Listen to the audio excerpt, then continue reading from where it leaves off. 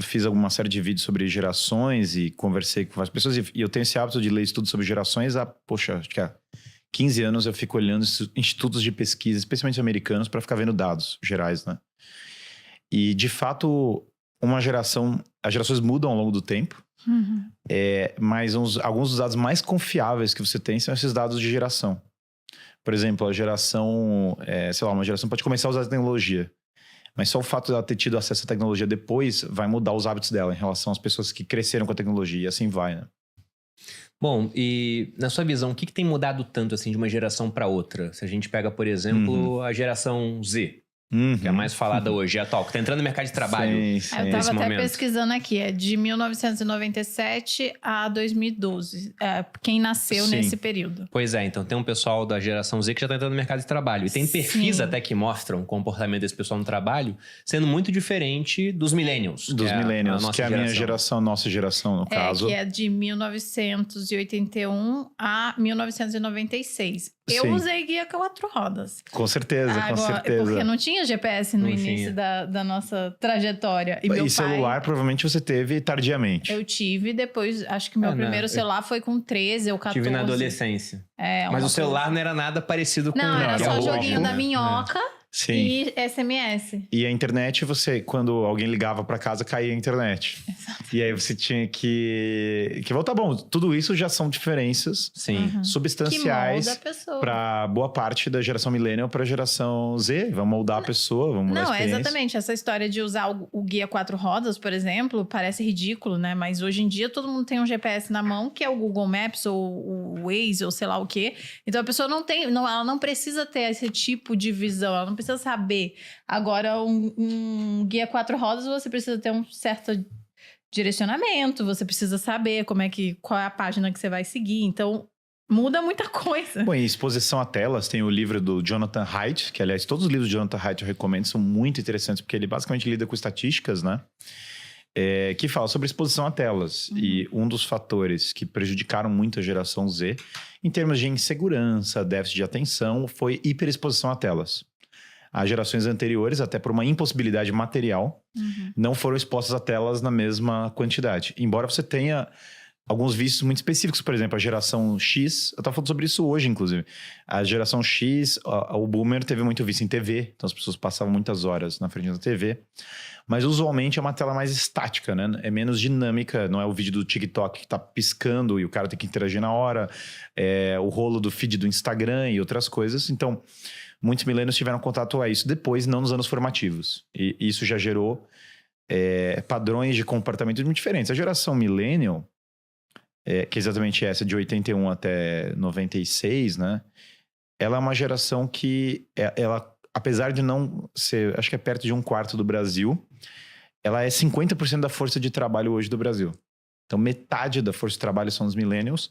E há uma projeção de que eles vão ser 3/4 da força de trabalho. Então, você vai ter 75% da força de trabalho millennial. Ou seja, ela é hiper representada no mercado de trabalho. E alguns fatores que explicam isso a geração Z tem muita dificuldade de entrar no mercado de trabalho.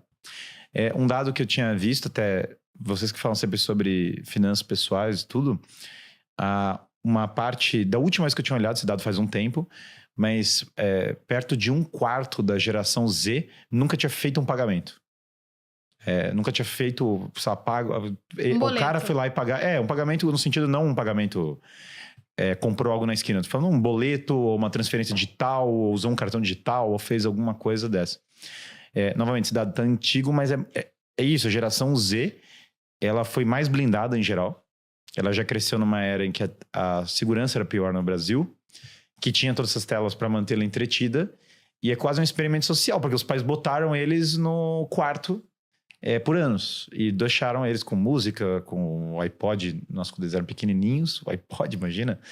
O iPod era coisa desses pequenos. E depois, claro, várias telas e tudo. E já é uma geração em que a escola tinha uma cabeça muito mais... nós precisamos blindar as crianças de todas as coisas e ao mesmo tempo mais politicamente controlada, uma narrativa mais politicamente controlada, menos politicamente correta, sem dúvida. Aliás, incorreta, né? O politicamente correto se tornou algo absolutamente preponderante. Então pensa, Você tem uma criança que recebe muito politicamente correto na escola, daí ela é bombardeada por vídeos do TikTok de baixíssimo time span de atenção. O TikTok tem um estudo mostrando que a exposição excessiva ao TikTok reduz capacidade de concentração e piora a capacidade de leitura. Então, você tem uma geração que já, como tinha tudo, muita acesso digital, não foi fazer pesquisa na enciclopédia, imagina, não ia na biblioteca tirar xerox, pegar a transparência do Polaroid do material. Não tinha... a tecnologia já era toda pronta, então se você pegar o geração X, o cara que era da geração X, ele teve que aprender C++ para mexer no computador, sabe? O cara era meio que um geek da tecnologia para poder usar o computador. Na geração Millennial já era o Windows... o Windows 98, depois o pessoal reclamou do 2000 que era ruim, era outra, já era, claro, mais pronto, mas quando você chega para geração Z, já era tudo pronto. Então já essa fase meio da Apple ou mesmo do Android, outras coisas que tudo já é muito, muito pronto, né? Então é uma geração que teve uma dificuldade maior por esses e outros fatores. A educação do positivo. Nossa, a moda dos anos 90 e 2000 de educação era educação do positivo. Não falar não nunca. Não falar não nunca. Filho, você tadinho, vamos polir a pontinha para ver se ele não machuca o dedinho. Coitado dele. Você quer agora falar grosso com o menino.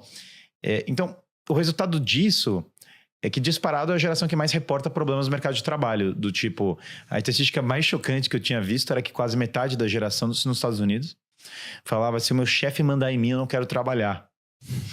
Que é uma...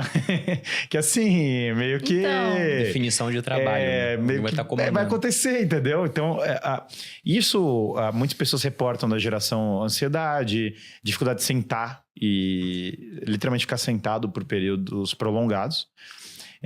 Claro, era mais nova também, mas muito se justifica nesse padrão de comportamento a dificuldade da entrada da geração Z no mercado de trabalho.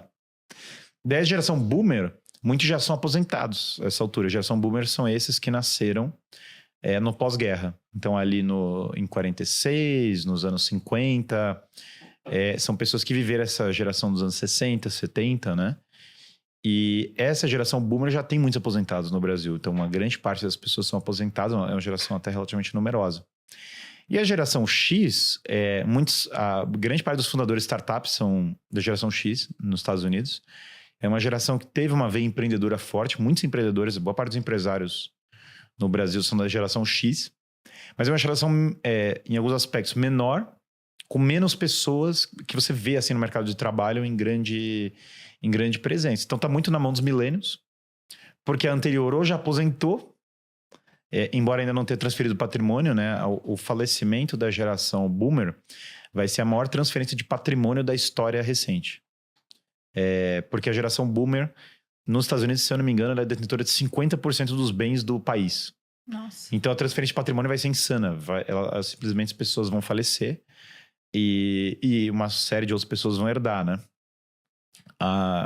Então você tem ou pessoas que não estão trabalhando porque são velhas demais, ou porque estão meio ausentes do mercado de trabalho, ou são menos numerosas, ou são muito jovens e não conseguiram entrar no mercado de trabalho com déficit de atenção e todas as outras coisas.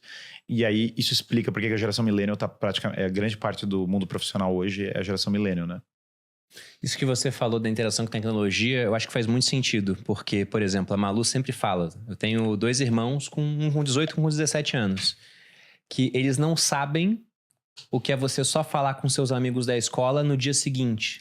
Você ir pra casa e ficar 24 horas sem falar com esse pessoal. Sim, Porque a nossa geração já pegou ali na adolescência MSN, né, ICQ, alguns, né? Eu, por exemplo, só fui usar isso quando eu fui pro exército, mais tarde.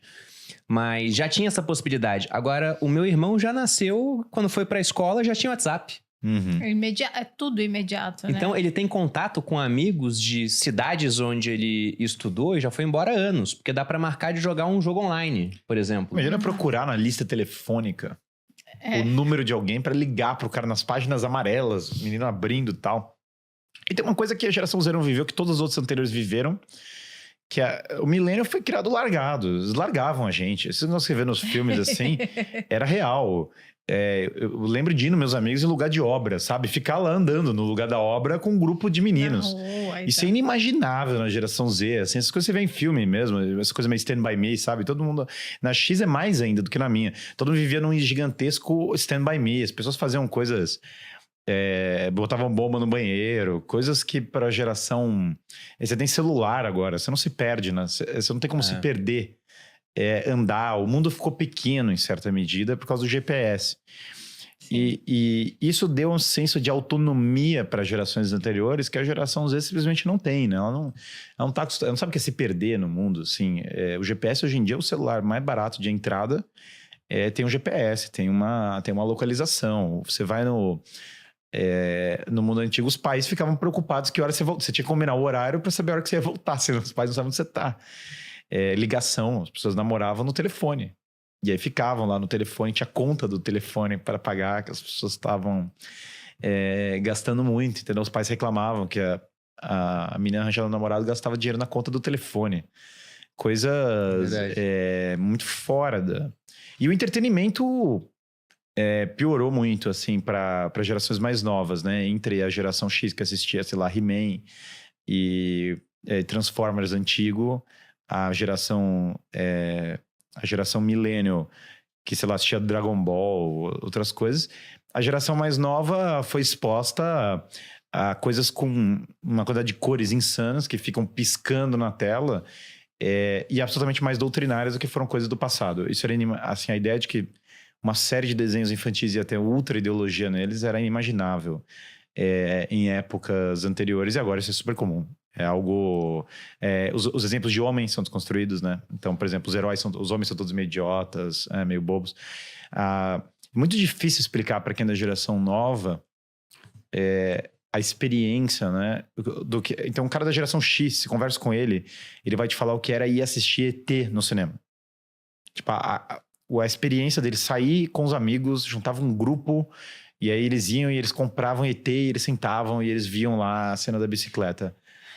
Não, mas geração Z, na verdade, quase não foi no cinema. No cinema, já não é uma experiência. Já não era tanto uma experiência. Na nossa geração, não sei vocês, mas a gente alugava DVD, né? E era todo aluguei bastante DVD. Um evento pra gente escolher o filme, ir pra casa de alguém e alugar o DVD, porque o cinema era caro. Né? Tinha o DVD pirata, entendeu? Na rua, os camelôs vendiam. Os camelôs, eles iam atrás de você pra vender o DVD na rua. Tropa de Elite foi o filme mais visto do Brasil e quase tudo com DVD pirata, né? Tudo DVD pirata. E agora é só baixar na internet. Sim. Mas até um ponto sobre essa questão de tecnologia, já voltando nessa parte sobre como isso afeta as pessoas. Tem um diálogo do Platão, talvez você lembre o nome, eu não tô lembrando agora, mas é um em que ele coloca, né? O Sócrates está contando uma história de um rei egípcio, se eu não me engano é o Thamus, falando com aquele deus do conhecimento, Thoth. E aí o deus fala, olha, eu criei uma fórmula contra o esquecimento, a escrita. Antes as pessoas esqueciam as coisas, agora vão poder escrever e não esquecerão mais. E o rei Thamus fala, na verdade, isso não é uma fórmula contra o esquecimento. Isso é algo que vai ajudar as pessoas a esquecerem mais. Porque se eu não tenho como anotar, eu sou obrigado a lembrar. Se eu posso anotar, eu vou esquecer. Então, tudo que você pode facilmente consultar, você tende a facilmente esquecer, porque está em outro canto. E, por exemplo, essa questão de que lá atrás não tinha GPS. As pessoas memorizavam caminhos, memorizavam as ruas. Hoje em dia, não. Como é tudo muito fácil...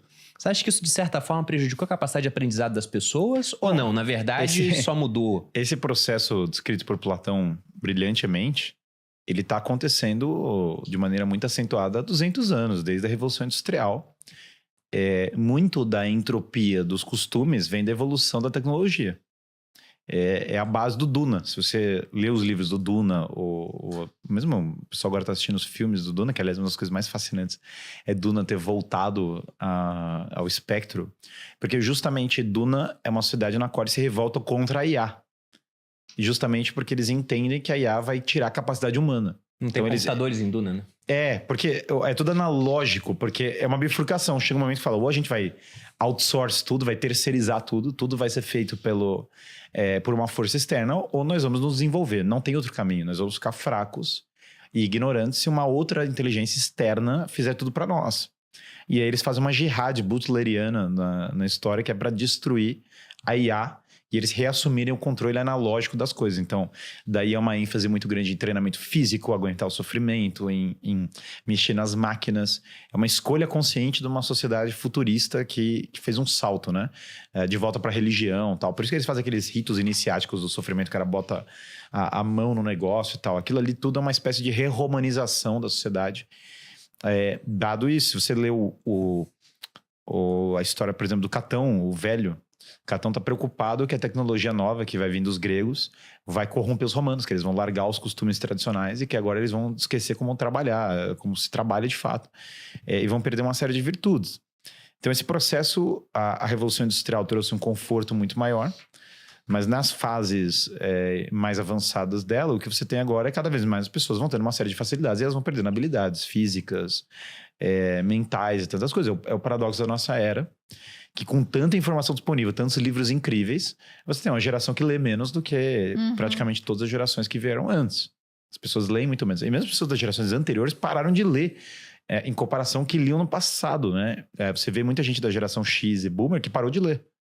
Agora tá no Zap, tá pegando notícia só a manchete do feed e simplesmente não lê mais livros longos e tal. Enquanto quando você tinha que viajar para ir até a biblioteca, as pessoas faziam isso. Os homens da Grécia Antiga decoravam a Ilíada e a Odisseia. Eles proclamavam a Ilíada inteira. Eu tenho muita dificuldade de fazer as pessoas lerem a Ilíada, só lerem e entenderem o que tá na Ilíada. Imagina o cara declamar a Ilíada de cabeça. É uma loucura.